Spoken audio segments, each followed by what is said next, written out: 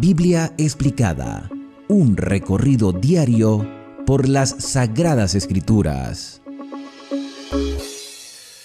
Continuaremos nuestro recorrido explicativo por el texto bíblico y hemos llegado al capítulo número 21 del libro de Proverbios, que como ustedes, si han venido llevando la secuencia, ya sabrán que desde el capítulo 10 Salomón está haciendo comparaciones y repite estas mismas enseñanzas haciendo énfasis en temas específicos para nuestro crecimiento espiritual. Al principio, evidentemente, esto se escribió para el hijo o los hijos de Salomón, pero Dios permitió que se conservaran porque son indispensables para nuestra vida espiritual.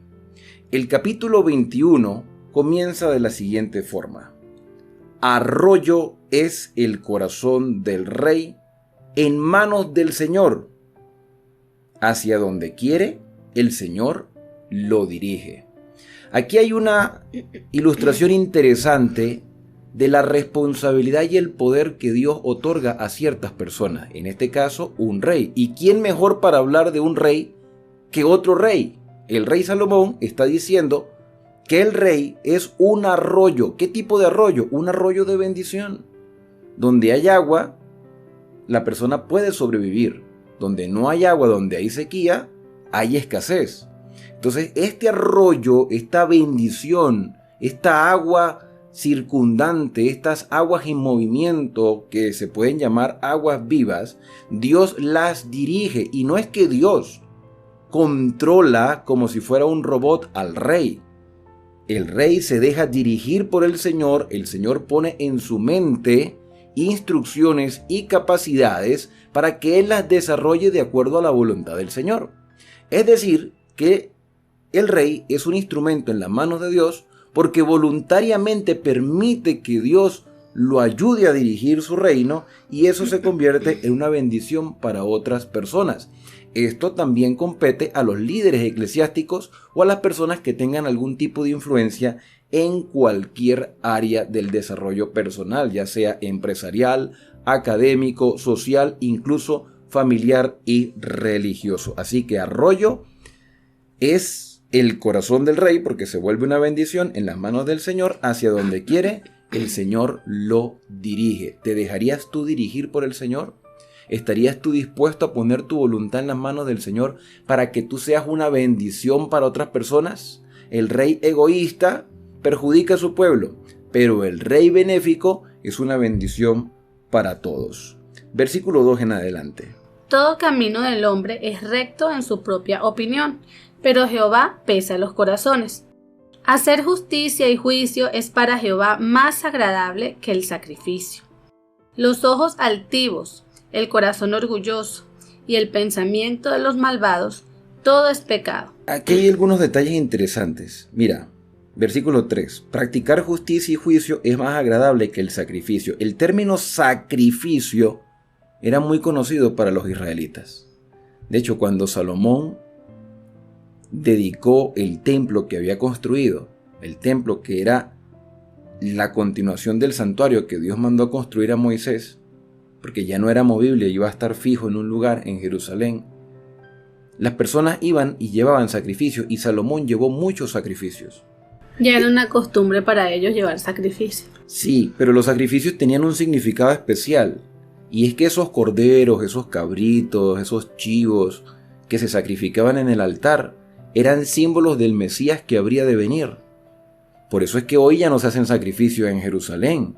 Estoy hablando de los animales. O sea, ya no se hacen esos sacrificios sustitutivos porque ya Cristo pagó el precio de nuestro pecado. Pero era necesario que ellos llevaran lo mejor, como una demostración de que amaban la voluntad del Señor y tenían esperanza en la venida de un Mesías. Pero practicar la justicia y juicio es más agradable que cualquier tipo de sacrificio. Así simbolice al Dios Todopoderoso. Porque recuerden que esos sacrificios eran símbolos. Pero como acabas de decir tú, se volvió una costumbre. Perdieron el verdadero sentido de lo que el símbolo realmente quería reflejar.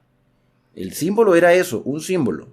Pero la transformación debía comenzar desde el corazón. No simplemente era llevar un cordero, un animal a sacrificar, era hacerlo con un espíritu de abnegación y de saber de que eso que ellos estaban haciendo era consecuencia del pecado, porque un animal inocente moría por culpa de nosotros, así como Cristo pagó el precio del pecado de toda la humanidad. Así es. Y en el versículo 4 viene dando algunas características que a Dios le desagradan y que nosotros debemos tener muy en cuenta y reflexionar y autoevaluarnos si de repente las tenemos o no las tenemos. Dice, los ojos altivos. Habíamos dicho anteriormente que los ojos altivos eran todas aquellas personas que pudieran sentirse más que otras personas, ¿no? Como arrogantes, autosuficientes. El corazón orgulloso es sinónimo de eso también. Y el pensamiento de los malvados. Todo es pecado. Claro, porque eso se forma en la mente y después se refleja. Se refleja. Versículos 5 hasta el 8. Los planes del diligente ciertamente tienden a la abundancia, y ciertamente va a la pobreza todo el que alocadamente se apresura. Amontonar tesoros por medio de la mentira es fugaz ilusión de aquellos que buscan la muerte. La rapiña de los malvados los destruirá, por cuanto no quisieron actuar conforme a derecho.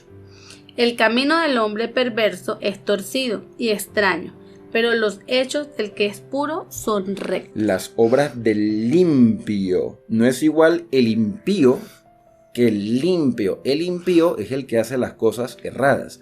El limpio es el que se ha dejado purificar. El impío no se deja purificar, no se deja corregir. Hace las cosas a su manera, según su propia percepción, según su opinión.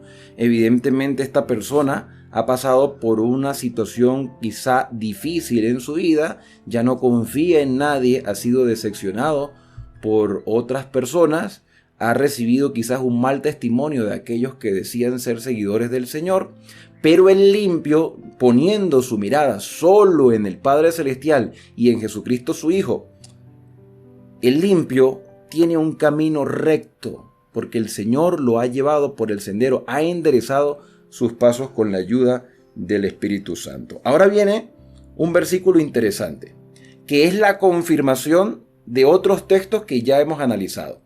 Vamos a retroceder un poquito a capítulos anteriores. Vamos a retroceder un momentico al capítulo número 17, verso 22, que dice, el que haya esposa, halla el bien y alcanza el favor del Señor. O sea, estar en el matrimonio, en el santo estado del matrimonio, es una bendición siempre y cuando se haga la voluntad del Señor y siempre y cuando los cónyuges tengan un mismo propósito y un mismo sentir. No se dejan llevar simplemente por el placer, por la infatuación, sino que mantienen el verdadero amor y ese amor los une, porque ese amor es el Señor. Para confirmar esto un poco más, el capítulo 19, que ya lo estudiamos, porque estamos en el 21, en el versículo 13 dice, dolor para su padre es el hijo necio y gotera continua las contiendas de la esposa. Es decir, que si nuestro matrimonio, que evidentemente es imperfecto, no tiene el temor del Señor y la esposa se deja llevar más por los placeres o por la ganancia o por el bienestar propio y se convierte en una gotera continua de derroche o de molestia, entonces ya no es una bendición, sino una maldición en el hogar. Y allí llegamos a el capítulo 21 que nos corresponde el día de hoy, en el versículo número 9, donde dice, es mejor vivir en el rincón de un terrado, o sea, es preferible no tener nada, es mejor estar por allí arrinconado, que con una esposa que es pendenciera en casa espaciosa. ¿Qué significa la palabra pendenciera? Peleona. ¿Sabe que me llama mucho la atención este versículo?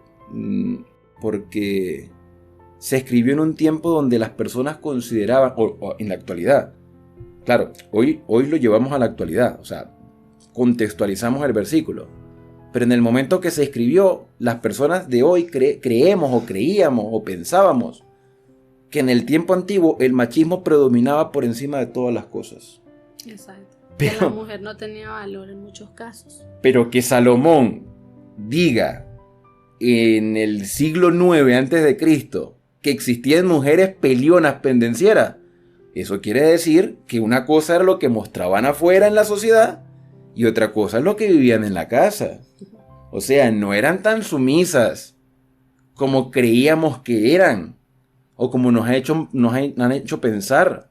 Y mira, para no darle mucha vuelta al asunto y ir al punto, el versículo número 19 dice lo mismo, quizás con otras palabras, pero dice lo mismo. Es mejor morar en el desierto, no en el terrado, en el desierto, alejado de cualquier persona o de cualquier cosa, que con una esposa rencillosa e iracunda. Entonces, en realidad no es como nos los pintan. La historia no es como la están pintando, de que las mujeres eran completamente sumisas a su señor y que hacían lo que el señor decía y que ya no tenían derecho de hablar, ni derecho de opinar. Lo que yo, a mi parecer, es que de repente en casa ellas tenían más libertad, ¿no? O sea, no tampoco iban a vivir nada más sumisas allí, no. Yo creo que en casa ellas tenían libertad de expresarse, libertad de poder hablar, libertad. En cambio, de repente en la calle había un poquito más de ese respeto, o sea, porque ellos, pues probablemente, en la calle, si a alguna de ellas le faltaba el respeto, pues había problemas, porque en ese tiempo mal visto. Y habían problemas en ese tiempo, a veces apedreaban y todo eso. Claro, pero es que mira, eso lo entiendo yo con el rey Asuero cuando Basti no quiso ir, que él se sintió ofendido, pero estamos hablando de un rey que es pagano, un rey persa. Pero en el pueblo de Israel debía haber igualdad, porque Israel debía ser un modelo de sociedad. ¿Por qué nosotros creemos o nos han hecho pensar, porque como vemos los países árabes o vemos el Medio Oriente, cómo tratan a las esposas o cómo nos hacen ver que las tratan? Porque yo creo que algún tipo de cariño y amor tiene que haber en esos hogares. Yo creo que es porque esa cultura se adaptó del paganismo y se introdujo en el pueblo de Dios. Y pareciera que esa misma cultura se quiere introducir en la iglesia. Porque tú ves que a veces hay mujeres que no le dan participación. De hecho, hay una problemática en algunas denominaciones religiosas, en las cuales incluimos la nuestra. A pesar de que las mujeres tienen liderazgo, a veces se objeta un poco el liderazgo pastoral de las mujeres. Se objeta. Hay personas, y no voy a entrar en discusión, pero hay personas que dicen que no están de acuerdo con que haya mujeres pastoras o que haya mujeres que dirijan iglesia. Hay personas que no están de acuerdo y hay personas que sí están de acuerdo con ese punto. Y cada uno defiende su posición. Pero donde lo que quiere llegar Salomón es que tiene que haber igualdad dentro del hogar. Tiene que haber amor, respeto del hombre hacia la mujer y de la mujer hacia el hombre. Si no, es mejor que usted se vaya a vivir al terrado o se vaya al desierto que vivir con una mujer pendenciera. Por eso hay que pensarlo antes de casarse y prepararse para el matrimonio, para que después no digan vamos a divorciarnos y a dividirnos las posesiones. Hay que hacer como el futbolista. Hay un futbolista en Francia, que es de Marruecos, que todas las ganancias las puso al nombre de la mamá. Y cuando la mujer quiso divorciarse, porque me imagino que no soportó la relación por X motivo, y pidió la mitad de lo que le correspondía a ella por ser la esposa, no tenía nada. No tenía nada porque todo estaba a nombre de la mamá. Y la mujer ni siquiera sabía eso. Te podrás imaginar el tipo de comunicación que tenían, que ni siquiera la esposa sabía que todo estaba a nombre de la señora. Seguimos, versículo 10 en adelante. El alma del malvado desea el mal, su prójimo no halla favor en sus ojos. Cuando el escarnecedor es castigado, el simple se hace sabio. Cuando se amonesta al sabio, aprende ciencia. Observa el justo la casa del malvado, como los malvados son trastornados por el mal. El que cierra su oído al clamor del pobre, tampoco será oído cuando clame. Importantísimo. El versículo es sumamente fuerte. Importante. El que cierra su oído al clamor del pobre. Tengo una necesidad. A ver, vuelvo a contextualizar el capítulo, porque es que hay mucha necesidad en la calle, pero hay personas que también se valen de esa necesidad para aprovecharse de otras personas. Personas que tú siempre vas a ver en la miseria. Y uno les da poquito, pero la gente le da de poquito por aquí y por allá. logran lo de cada día, pero al día siguiente vuelven a seguir pidiendo. O sea, no hay un crecimiento ni cambio de mentalidad. Jesús dijo, los pobres siempre estarán con ustedes. Pero ¿sabe cómo yo veo este versículo? Que primero hay que ayudar a los pobres dentro de nuestro pueblo. Los de nuestra iglesia, los de nuestra comunidad eclesiástica, los de nuestra familia espiritual, que tienen un temor hacia Dios. Afuera nos vamos a conseguir toda clase de gente. Personas incluso que piden en la calle simplemente por costumbre. Pero las personas que conviven en tu ambiente espiritual, tú no puedes cerrar el oído al clamor de estas personas que están pasando necesidad, porque si yo cierro mi oído a mi hermano, entonces también se van a cerrar las ventanas de los cielos para mí. Cuando clamemos a Dios, Él no nos va a escuchar. Por cuanto no lo hiciste a uno de estos mis hermanos más pequeños, a mí tampoco me lo hiciste. Ese será el reclamo del Señor. Versículo 14. La dádiva en secreto calma el enojo. El regalo discreto la fuerte ira. Alegría es para el justo practicar la justicia, pero un desastre para los que cometen iniquidad. El hombre que se aparta del camino de la sabiduría vendrá a parar en compañía de los muertos. Pablo más adelante diría lo mismo con otras palabras. La paga del pecado es muerte. Que el que se desvía del camino, pues va a morir. Y tenemos un problema porque todos nos vamos a morir en cualquier momento. Por eso tenemos la bendita esperanza, número 1, de la venida de Cristo y número 2, de la resurrección de los muertos. Si no creyéramos en eso, la vida no tiene sentido porque todos nos vamos a morir. Buenos y malos nos vamos a morir. Pero aquí está hablando de la muerte eterna. El que se desvía del camino encontrará la muerte. El versículo 15 que dice, alegría es para el justo practicar la justicia, pero un desastre para los que cometen iniquidad.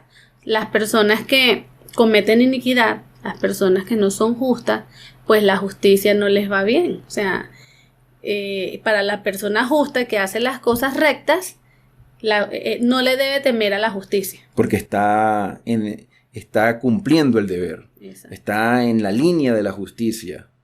No le afecta nada. Versículo 17 es un versículo también muy interesante. El que ama los placeres empobrece, porque, gasta los recursos en placeres. Y el que ama el vino y los perfumes no enriquece. Ya del vino hablamos que eran bebidas fermentadas. O sea, se da al alcohol. Yo a veces veo personas que yo digo, mayormente hombres, ¿será que esa gente no tiene familia? Se la pasan 2, 3, 4, 5, 6 horas bebiendo licor con los amigos y no tienen hijos, no tienen esposa, no tienen necesidades en la casa, que se están gastando la plata en la licorería. Entonces, el que se da al vino, a los placeres, empobrece, pero también el que se da al perfume. Ahora, ¿será mal utilizar perfume? No, yo lo que creo es que en aquellos tiempos, el que tenía perfume, un perfume era caro, acuérdate de María. Los ungüentos, porque eso los machacaba. Tenía un proceso de María que ella derramó el perfume al Señor y era un perfume súper costoso. Entonces supongo que él quiere decir que pues la persona que solamente está pensando en sus placeres, en su beneficio personal, pues nunca tiene nada, porque así lo poquito que gane siempre lo va a estar derrochando. Hay un comentario que da a entender de que la combinación del vino, los placeres y los perfumes hace alusión a las fiestas. Y contextualizando, vendría siendo así como esperemos el fin de semana para ver dónde nos vamos a ir a rumbear.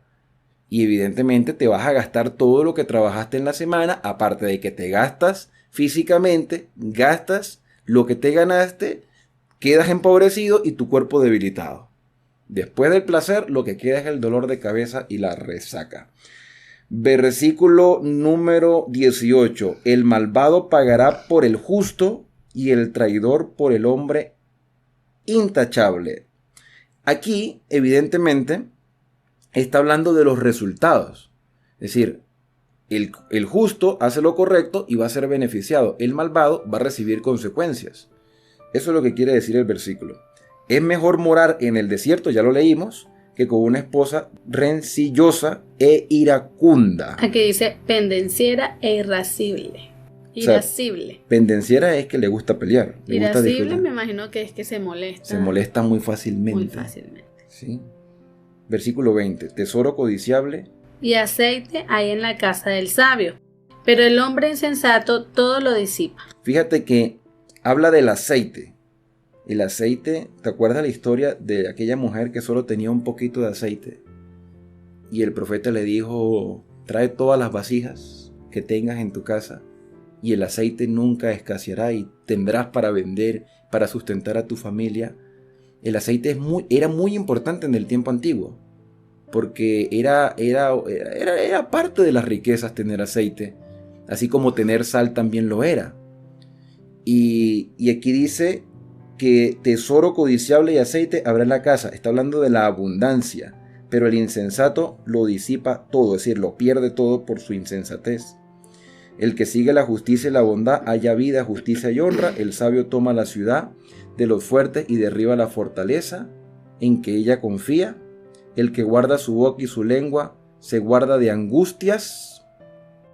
Escarnecedor es el hombre soberbio y presuntuoso que obra con pedantería. Una persona pedante, una persona despreciable, que nadie quiere. El deseo del perezoso lo mata porque sus manos no quieren trabajar. Hay quien todo el día codicia, tiene ese deseo de cosas. Pero el justo, al contrario, da. Sin retener su mano. Sin retener, porque beneficia a otras. De lo poco que tiene, de eso da. O de lo que recibe, eso da. El sacrificio de los impíos, nuevamente se repite el término sacrificio. El sacrificio de los impíos es abominable. Es abominable. De nada sirve el sacrificio si no va acompañado de fidelidad y de amor y de respeto tanto a Dios como al prójimo. Y mucho más si lo ofrecen con maldad. Con maldad, tipo Caín. El testigo mentiroso perecerá. En cambio, el hombre que escucha permanece en su dicho. El impío endurece su rostro, como diciendo así, es una persona que no se duele de lo que le pasa a los demás, pero el recto ordena sus caminos. Claro, cuando endurece el rostro, también endurece su corazón, sus sentimientos, sus expresiones, sus decisiones. Me gusta mucho el versículo 30 porque dice, sabiduría, inteligencia y consejo, nada son en contra del Señor. Y el versículo que finaliza, el 31, a mí me gusta más. Dice, el caballo se apareja para el día de la batalla, pero Jehová es quien da la victoria. Nosotros podemos hacer muchos planes, podemos tener muchos sueños y eso no está mal, eso está bien, pero es de Jehová quien que nos dé esa victoria, es de Jehová que nos dé el realizar esos sueños, es de Jehová que nos dé conseguir esas metas. Es que la fuerza nos las da Él. Tú sales a trabajar todos los días, pero ¿quién te dio la vida? ¿Quién te dio la fuerza para trabajar? ¿Quién te dio la capacidad para entender la labor que vas a realizar? ¿Quién te dio el tiempo para que realices esa tarea? O sea, tú puedes tener planes y te levantas mañana temprano y estás dispuesto, te levantas hoy y estás listo para salir a trabajar. Pero la disposición la pone el Señor. Él dice, mira, estos son los dos caminos. Yo te recomiendo que vayas por este. Pero si vas por este otro, pues te va a ir mal las cosas. Entonces Dios te aconseja, Dios te motiva, Dios te fortalece, Dios te indica el camino. Y cuando tú te colocas en los brazos del Señor, como dijimos al principio, cuando tú dices, Señor, hágase en mí tu voluntad, dice, bueno, entonces déjame dirigirte. Y si yo te dirijo, te va a ir bien en todo lo que hagas. Bien, llegamos al final de este capítulo 21, que creo que ha sido muy interesante, reconfirmatorio una vez más, como todos los anteriores. En el próximo capítulo estaremos culminando esta comparación. Y vamos a comenzar otra sección con el capítulo 22, que será de gran utilidad para seguir avanzando en esta carrera de la fe llenos de esperanza.